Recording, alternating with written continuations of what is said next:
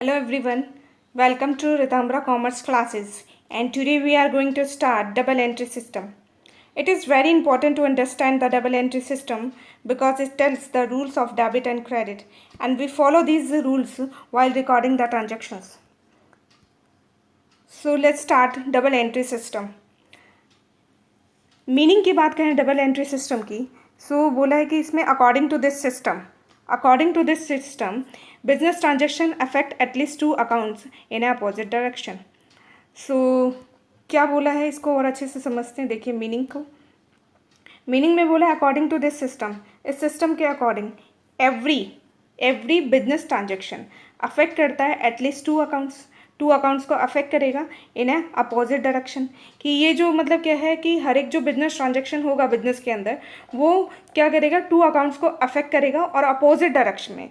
Means कि once ये क्या है डेबिट होगा एंड फिर ये क्रेडिट होगा.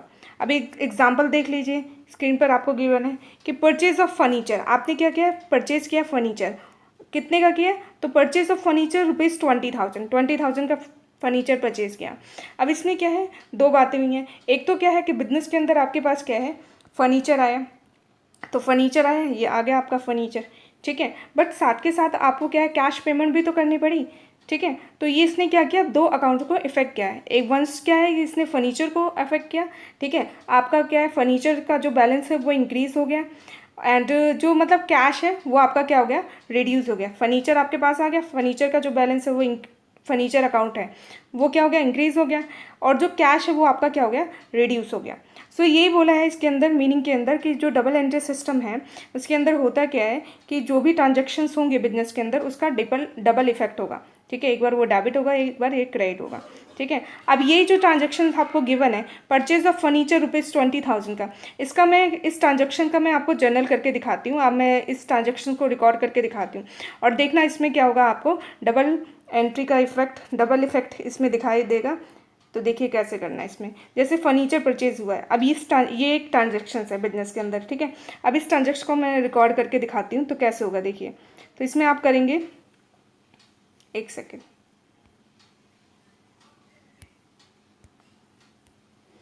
देखिए परचेज ऑफ फर्नीचर 20,000 का, तो मैं क्या लिखूंगी इसमें, फर्नीचर अकाउंट डेबिट और कितने से 20,000. ठीक है, कि आपने फर्नीचर क्या करेंगे, फर्नीचर अकाउंट डेबिट करेंगे 20,000 से टू कैश, और कैश कितने से क्रेडिट होगा 20,000 से. तो आपने देखा कि हमारा ये जो ट्रांजैक्शन हुआ इसका डबल इफेक्ट आपने देख लिया कि कोई भी आप ट्रांजैक्शंस करेंगे इस तरह बिजनेस के अंदर तो उसका क्या होगा, डबल इफेक्ट होगा. यही बोला है डबल एंट्री सिस्टम का रूल, यही बोलता है कि जो भी आप क्या है कि जो भी एंट्रीज, जो भी ट्रांजैक्शंस बिजनेस के अंदर होंगे तो उसका क्या होगा, डबल इफेक्ट होगा. वंस वो डेबिट होगा एंड फिर क्या होगा, क्रेडिट होगा. सो ये आपने देख लिया. अब आगे देखते हैं कि और क्या गिवन है आपको. तो हमने मीनिंग कर लिया डबल एंट्री सिस्टम का. नाउ है क्लासिफिकेशन ऑफ अकाउंट्स. बोला कि जितने भी अकाउंट्स हैं आप करते हो तो उसको क्या है 2 पार्ट्स में क्लासीफाई किया गया है.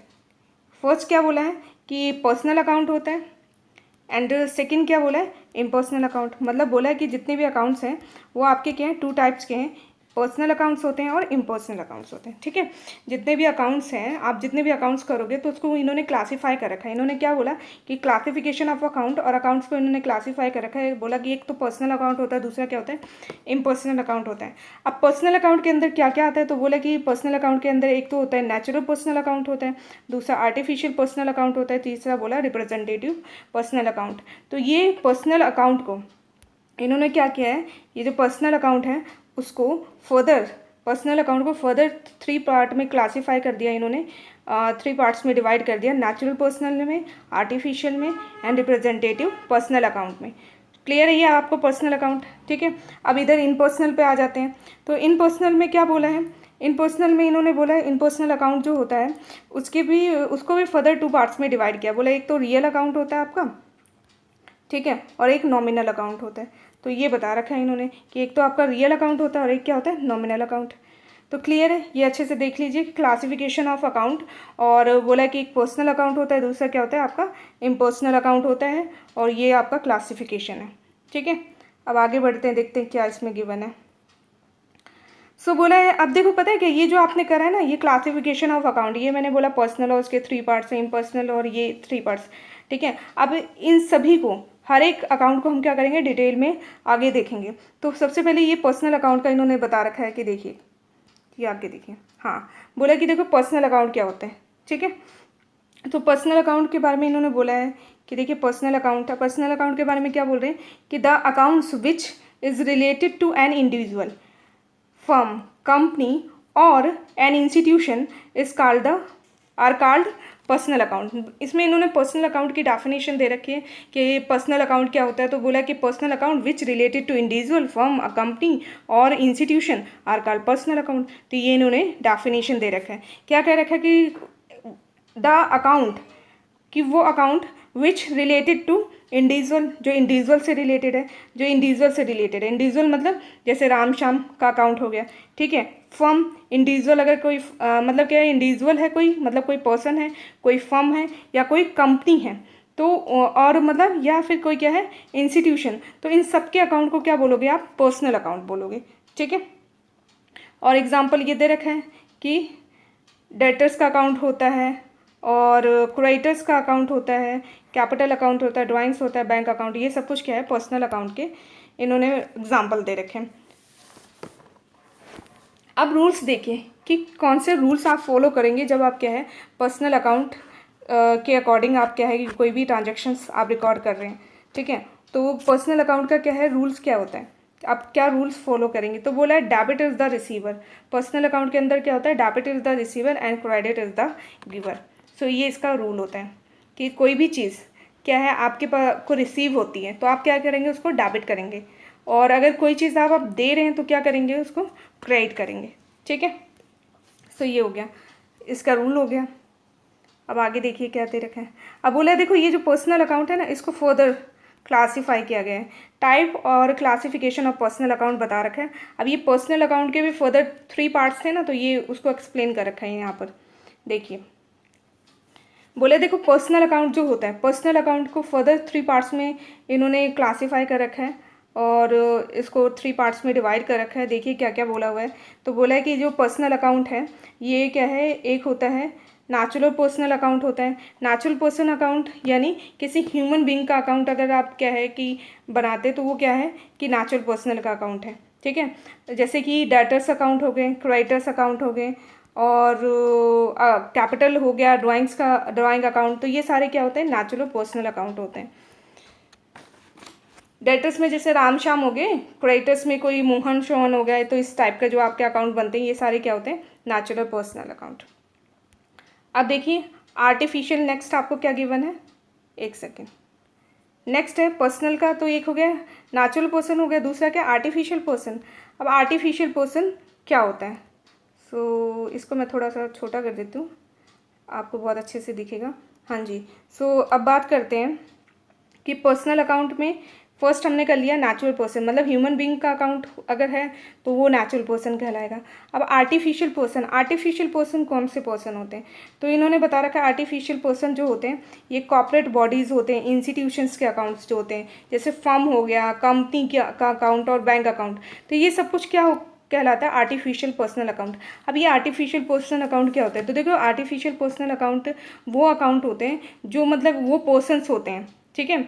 आर्टिफिशियल जो पर्सनल अकाउंट उनके बनते हैं जैसे मतलब कोई भी मतलब क्या है, पर्सन है उसका अकाउंट है, ठीक है, बट वो एक्चुअल में पर्सन नहीं। जैसे द कंपनी का एग्जांपल ले लेते हैं कि कंपनी का अकाउंट आप बनाते हो, बट क्या है कि कंपनी कोई पर्सन थोड़ा ना, बट क्या है जो कंपनी है वो वर्क एज ए पर्सन करता है, ठीक है। जैसे नेचुरल पर्सन मतलब होते हैं ना, वो अपने क्या है नाम से आप बैंक में अकाउंट ओपन कर सकते हो, ठीक है, और आप मतलब क्या है जो प्रॉपर्टीज़ है वो परचेज कर सकता है एक नेचुरल पर्सन। ऐसे ही जो क्या है कि आर्टिफिशियल पर्सन होते हैं जो क्रिएटेड बाय लॉ होते हैं, वो भी मतलब ऐसे ही नेचुरल पर्सन की तरह ही वर्क करते हैं, बट एक्चुअल में वो कोई पर्सन नहीं होते, क्रिएटेड बाय लॉ होते हैं, तो वो कहलाते हैं आर्टिफिशियल पर्सन। जैसे कि मतलब जैसे रिलायंस कंपनी हो गया, टाटा कंपनी हो गए, ठीक है। तो रिलायंस हो गया, टाटा हो गए। तो ये जो कंपनीज होती हैं ये भी क्या है, एक पर्सन की तरह वर्क करती हैं, बट ये एक्चुअल में कोई पर्सन नहीं है, ये क्या आर्टिफिशियल पर्सन है, क्रिएटेड बाय लॉ है। बट हाँ, इनके नाम से भी क्या होता है कि बैंक में अकाउंट ओपन हो सकते हैं। ये क्या है कि इन कंपनीज के नाम से ही मतलब क्या हो सकता है, जैसे रिलायंस हो गया, टाटा हो गया, तो इनके नाम से क्या होते हैं, आप प्रॉपर्टीज़ वगैरह ये लोग परचेज करते हैं, ठीक है। तो ये इनके जो अकाउंट्स बनते हैं, तो ये अगर नेचर की बात करें, ये किस नेचर के अकाउंट हैं, तो ये आर्टिफिशियल पर्सनल अकाउंट है, ठीक है। तो नेचुरल पर्सन में मतलब क्या, हम लोग आगे जैसे ह्यूमन बींग्स के अकाउंट होते हैं वो नेचुरल पर्सन के होते हैं। आर्टिफिशियल पर्सनल अकाउंट जो होते हैं, जो क्रिएटेड बाय लॉ हो गया, जैसे कंपनीज वगैरह हो गया। और फिर नेक्स्ट आता है रिप्रेजेंटेटिव पर्सनल अकाउंट। तो रिप्रेजेंटेटिव पर्सनल अकाउंट क्या होते हैं, तो ऐसे अकाउंट, रिप्रेजेंटेटिव पर्सनल अकाउंट में क्या होंगे कि ऐसे अकाउंट जो किसी ग्रुप को रिप्रेजेंट करते हैं और किसी ग्रुप ऑफ पर्सन को रिप्रेजेंट करते हैं, तो वो क्या कहलाते हैं, रिप्रेजेंटेटिव पर्सनल अकाउंट कहलाते हैं। जैसे प्रीपेड हो गया और आउटस्टैंडिंग एक्सपेंस हो गया, तो ये सारे अकाउंट क्या कहलाते हैं, रिप्रेजेंटेटिव पर्सनल अकाउंट। क्लियर है। नेक्स्ट देखते हैं क्या गिवन है। फिर नेक्स्ट है आपको रियल अकाउंट। रियल अकाउंट क्या है, हमने देखो यहाँ पर देखते हैं, ये है ना क्लासिफिकेशन ऑफ अकाउंट्स, ठीक है। तो क्लासिफिकेशन ऑफ अकाउंट्स हमने करा, हमने बोला कि पर्सनल अकाउंट होते हैं। तो अभी मैंने पढ़ाया आप लोगों को कि क्या है पर्सनल अकाउंट क्या होता है, उसके ये टाइप्स भी, नेचुरल पर्सन, आर्टिफिशियल, रिप्रेजेंटेटिव, ये हमने सब कुछ किया, ठीक है। अब आती है कि इम्पर्सनल अकाउंट क्या होते हैं। तो इम्पर्सनल अकाउंट जो होते हैं, जो पर्सनल नहीं होते, वो क्या होते हैं, इम्पर्सनल अकाउंट होते हैं। अब इसके भी क्या है, 2 पार्ट्स हैं, रियल और नॉमिनल। अब हम करते हैं रियल अकाउंट क्या होता है। तो देखिए ये आ गया रियल। ये रियल जो है ये किसका पार्ट है, ये इम्पर्सनल अकाउंट का पार्ट है, ठीक है। तो इम्पर्सनल का ये पार्ट है, रियल अकाउंट है। देखें इसमें क्या गिवन है। सो इसको मैं थोड़ा बड़ा कर देती हूँ जिससे आपको बहुत अच्छे से ये विजुलाइज्ड हो। सो देखिए रियल अकाउंट में क्या बोला है, the account of all those things whose value can be measure in term of money which are properties of the business, और जो क्या है प्रॉपर्टीज ऑफ द बिजनेस हैं, are term as real account. Real account के बारे में क्या बोला है, ऑल दोज थिंग्स, वो सारी चीज़ें, whose value can be measure, जिसकी वैल्यू आप मेजर कर सकते हो इन टर्म ऑफ मनी, ठीक है। And which are the properties of the business, term as real account, ठीक है। तो इन्होंने बोला कि रियल अकाउंट के बारे में बता रखा है कि रियल अकाउंट क्या होता है। तो दोज थिंग्स जिसकी वैल्यू आप मेजर कर सकते हो टर्म ऑफ मनी में, उसको बोला है कि रियल अकाउंट, ठीक है। अब बोला है सच एज कैश का अकाउंट, इन्होंने एग्जाम्पल में बता रखा है कि कैश अकाउंट जैसे होता है ये रियल है, फर्नीचर अकाउंट और मशीनरी अकाउंट्स, तो ये सारे क्या हैं आपके रियल अकाउंट हैं। अब रूल्स की बात करें, देखिए रूल्स आपको गिवन है कि रूल्स क्या होते हैं, अगर रियल अकाउंट है तो उसके रूल्स क्या हैं। तो रूल्स के बारे में बता रखा है कि डेबिट व्हाट कम्स, जो आपके पास आ रहा है वो क्या है, व्हाट कम्स इन डेबिट, ठीक है। तो बोला है डेबिट व्हाट कम्स, यानी जो कुछ भी आपके पास आ रहा है वो क्या होगा, डेबिट। जैसे फर्नीचर है तो फर्नीचर को क्या करोगे, डेबिट।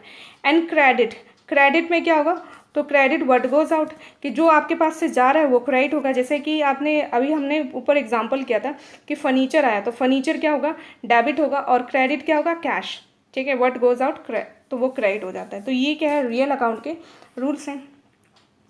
अब जो आपका रियल अकाउंट है, ठीक है, तो इसको भी फर्दर 2 पार्ट्स में डिवाइड किया गया है रियल अकाउंट को। और बोला है कि एक तो टेंजिबल रियल अकाउंट होता है, दूसरा होता है intangible real account. Tangible real account क्या है, तो ये देख लूँ।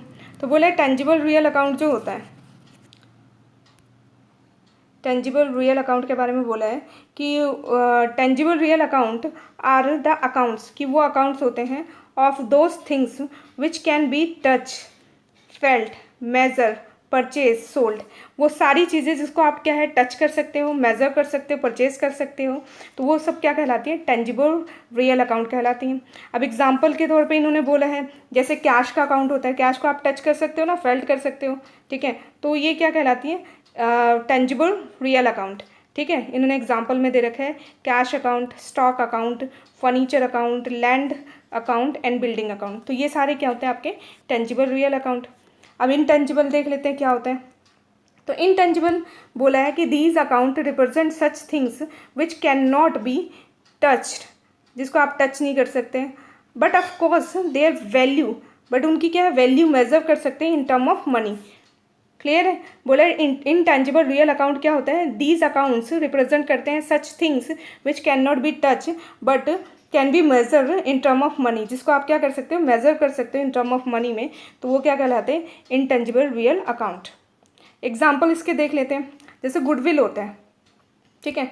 अगर आप किसी को बोलो कि मेरी गुडविल है, ठीक है, तो क्या उसको आप टच करके दिखा सकते हो कि ये गुडविल है, या कोई चीज़ है जो आप मतलब उसको दिखा सकते हो, जो मतलब वो देख सके। तो ऐसे गुडविल तो सिर्फ नाम वगैरह होता है, रेपुटेशन वगैरह होता है, ठीक है।